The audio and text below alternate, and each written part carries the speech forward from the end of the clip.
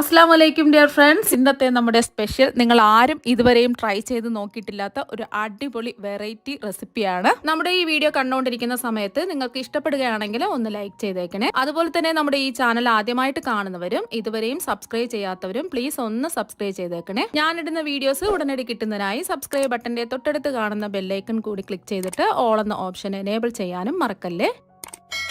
ആദ്യം തന്നെ ഇതിനായിട്ട് ഞാനിവിടെ 1/2 കിലോ ക്യാരറ്റ് അതിന്റെ തൊലിയെല്ലാം ഒന്ന് പീൽ ചെയ്ത് മാറ്റിയിട്ട് നല്ലതുപോലെ കഴുകി വൃത്തിയാക്കി ചെറിയ കഷ്ണങ്ങളായിട്ട് ഒന്ന് കട്ട് ചെയ്തെടുത്തിട്ടുണ്ട്. ഈ ഒരു വലുപ്പത്തിൽ കട്ട് ചെയ്തെടുത്താൽ മതി, തീരെ ചെറുതായിട്ട് കട്ട് ചെയ്യേണ്ട ആവശ്യമില്ല.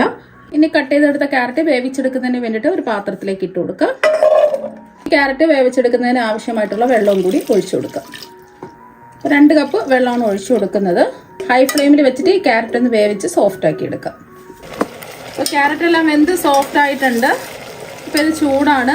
ഇത് ചൂട് മാറാൻ വേണ്ടിയിട്ട് നമുക്ക് മാറ്റി വയ്ക്കാം. ഇനി ഒരു പാനിലേക്ക് പൊടിപൊടിയായിട്ട് ചിരകിയെടുത്ത 1 കപ്പ് തേങ്ങ ഇട്ട് കൊടുക്കാം.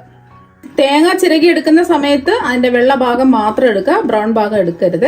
അപ്പോൾ നമ്മൾ തേങ്ങ ചിരകി എടുക്കുന്ന സമയത്ത് കുറച്ച് വലിപ്പമുള്ള എടുക്കുന്ന തേങ്ങയാണെന്നുണ്ടെങ്കിൽ ജസ്റ്റ് മിക്സിയുടെ ചെറിയ ജാറിലിട്ടിട്ട് ഒന്ന് അടിച്ചിട്ട് ഇതുപോലെ ഒന്ന് റോസ്റ്റ് ചെയ്തെടുക്കുക. ടൈം കുറച്ചിട്ടിട്ട് വേണം റോസ്റ്റ് ചെയ്തെടുക്കാൻ. ഇതിന്റെ നിറം ഒന്നും മാറാൻ പാടില്ല, വെള്ള കളറിൽ തന്നെ ഇത് റോസ്റ്റ് ചെയ്തെടുക്കാം. ഇപ്പൊ തേങ്ങയിലുള്ള ഈർപ്പൊക്കെ മാറി ഇതാ ഡ്രൈ ആയി റോസ്റ്റായി കിട്ടിയിട്ടുണ്ട്.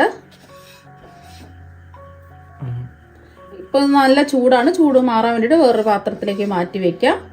ഇപ്പൊ റോസ്റ്റ് ചെയ്തെടുത്ത തേങ്ങയുടെ ചൂടൊക്കെ മാറിയിട്ടുണ്ട്. ഇനി മിക്സിയില് ഡ്രൈ ആയിട്ടുള്ള ചെറിയ ജാറിലേക്ക് ഇട്ട് കൊടുക്കാം. ഇനി നല്ലോണം ഒന്ന് പൊടിച്ചെടുക്കാം. ഇപ്പൊ ഇതാ പൊടിച്ചെടുത്തിട്ടുണ്ട്. ഈ ഒരു രീതിക്ക് പൊടിച്ചിട്ടെടുക്കാം. ഇപ്പൊ നമ്മൾ വേവിച്ചെടുത്ത ക്യാരറ്റിന്റെ ചൂടൊക്കെ മാറിയിട്ടുണ്ട്. ക്യാരറ്റ് വേവിച്ചെടുത്തപ്പോൾ കുറച്ച് വെള്ളം ഇതാ ബാക്കിയുണ്ട്. ഒരു 1/4 കപ്പ് വെള്ളമൊക്കെ വരുള്ളൂ. ആ വെള്ളത്തോടു കൂടി തന്നെ ഈ ചൂട് മാറിയ ക്യാരറ്റ് മിക്സിയുടെ ജാറിലേക്ക് ഇടാം. ഇനി ഇതിലേക്ക് 250 ml കപ്പിന് 1/2 കപ്പ് പഞ്ചസാര ഇട്ട് കൊടുക്കാം. പഞ്ചസാരയ്ക്ക് പകരം ശർക്കരയിലും റെഡിയാക്കി എടുക്കാം. കുറച്ചും കൂടെ നല്ലതും കാണാൻ ഭംഗിയും പഞ്ചസാരയിൽ ചെയ്തിട്ട് എടുക്കുമ്പോഴാണ്. ഇനി ഒരു 1/4 കപ്പ് കോൺഫ്ലവർ ചേർത്ത് കൊടുക്കാം.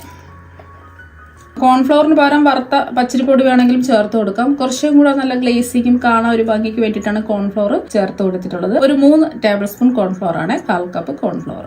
ഇനി ഇതെല്ലാം കൂടെ നല്ലതുപോലെ ഒന്ന് അരച്ചെടുക്കാം. കട്ടകളൊന്നുമില്ലാതെ നല്ല സ്മൂത്ത് ആയിട്ട് അരച്ചെടുത്തിട്ടുണ്ട്. ക്യാരറ്റ് വേവിച്ചെടുത്തത് കൊണ്ട് പെട്ടെന്ന് തന്നെ ഇത് അരച്ചെടുക്കാൻ പറ്റും. ക്യാരറ്റ് അടിച്ചെടുക്കുന്ന സമയത്ത് ഫ്ലേവറിന് വേണ്ടിയിട്ട് 2-3 ഏലക്ക ഇട്ടിട്ട് അടിച്ചെടുത്താലും മതി. ഇനി നല്ലൊരു കളർ കിട്ടുന്നതിന് വേണ്ടിയിട്ട് ഫുഡ് കളർ ചേർത്ത് കൊടുക്കാം. ഒരു 2 ഡ്രോപ്പ് റെഡ് ഫുഡ് കളർ ചേർത്ത് കൊടുക്കാം.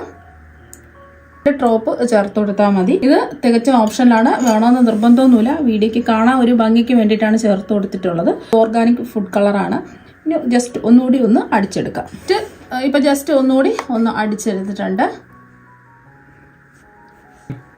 ഇനി നമ്മൾ അരച്ചെടുത്ത ക്യാരറ്റ് ഇതാ ഒരു പാനിലേക്ക് അങ്ങ് ഒഴിച്ചു കൊടുക്കാം. ഇനി ഇതിലേക്ക് മധുരം ഒന്ന് ബാലൻസ് ചെയ്യാൻ വേണ്ടിയിട്ട് 2 നുള്ളു ഉപ്പും കൂടി ചേർത്ത് കൊടുക്കുക. കൂടി പോകരുത്. 2 നുള്ളു ചേർത്ത് കൊടുത്തിട്ട് കൈവിടാതെ മീഡിയം ഫ്ലെയിം വെച്ചിട്ട് ഇതൊന്ന് ഇളക്കി കൊടുക്കുക. ഇതിൽ നമ്മൾ എണ്ണയോ നെയ്യോ ബട്ടറോ ഒന്നും തന്നെ ചേർക്കുന്നില്ല.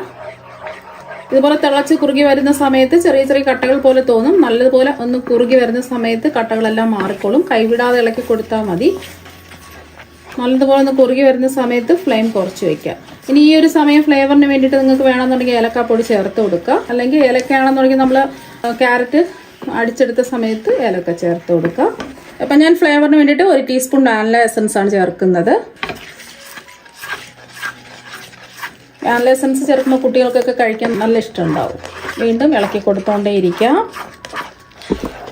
പെട്ടെന്ന് സിമ്പിളായിട്ട് നമുക്ക് റെഡിയാക്കി എടുക്കാവുന്നതേ ഉള്ളൂ. വീട്ടിൽ ഗസ്റ്റൊക്കെ വരുന്ന സമയത്തും കുട്ടികൾ സ്കൂൾ വിട്ട് വരുന്ന സമയത്തൊക്കെ ഈസി ആയിട്ട് റെഡിയാക്കി എടുക്കാൻ പറ്റുന്ന ഒന്നാണിത്.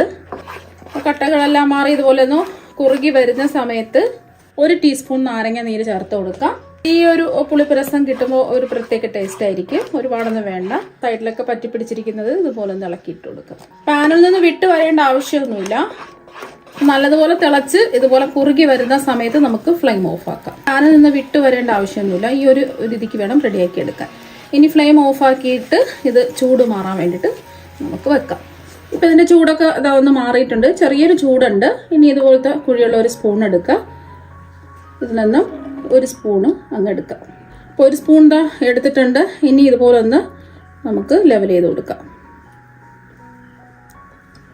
ഒരു നെയ്യ് തടവിയ സ്പൂണുണ്ടോ അല്ലെങ്കിൽ ഒരു സ്പാച്ചിലുണ്ടോ ഇതുപോലെ ഒന്ന് നല്ലോണം ഒന്ന് ലെവൽ ചെയ്യാം. ഇനി ഇത് കൈ ഒന്ന് നനച്ചതിന് ശേഷം ഇതിലേക്ക് അങ്ങ് ഇട്ട് കൊടുക്കാം. ഇതുപോലെ അങ്ങോട്ടും ഇങ്ങോട്ടിട്ട് ഇതൊന്ന് ഉരുട്ടിയെടുക്കാം. ജസ്റ്റ് ചൂട് മാറിയിട്ട് ഇതുപോലെ ഒന്ന് ചെയ്തിട്ടെടുക്കുക. ചൂട് നല്ലതുപോലെ മാറുകയാണെന്നുണ്ടെങ്കിൽ ഇതുപോലെ ഉരുട്ടിയെടുക്കാൻ പറ്റില്ല. ഈ ഒരു രീതിക്ക് റെഡിയാക്കി എടുക്കുക. ഇനി ഇത് നമ്മൾ തയ്യാറാക്കി വെച്ച ഡെസിക്കേറ്റഡ് കോക്കനട്ടിലിട്ട് ഒന്ന് കോട്ട് ചെയ്തെടുക്കാം.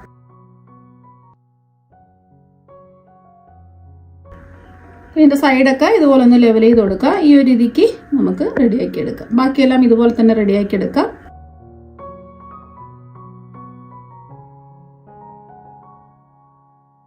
ഇപ്പം എല്ലാം ഡെസിക്കേറ്റഡ് കോക്കനട്ടിലിട്ട് ഒന്ന് കോട്ട് ചെയ്തെടുത്തിട്ടുണ്ട്. ഇനി കാണാൻ ഒരു ഭംഗിക്ക് വേണ്ടിയിട്ട് ഇതിൻ്റെ നടുവിലായിട്ട് ഏതെങ്കിലും നട്ട്സ് വെച്ച് കൊടുക്കാം.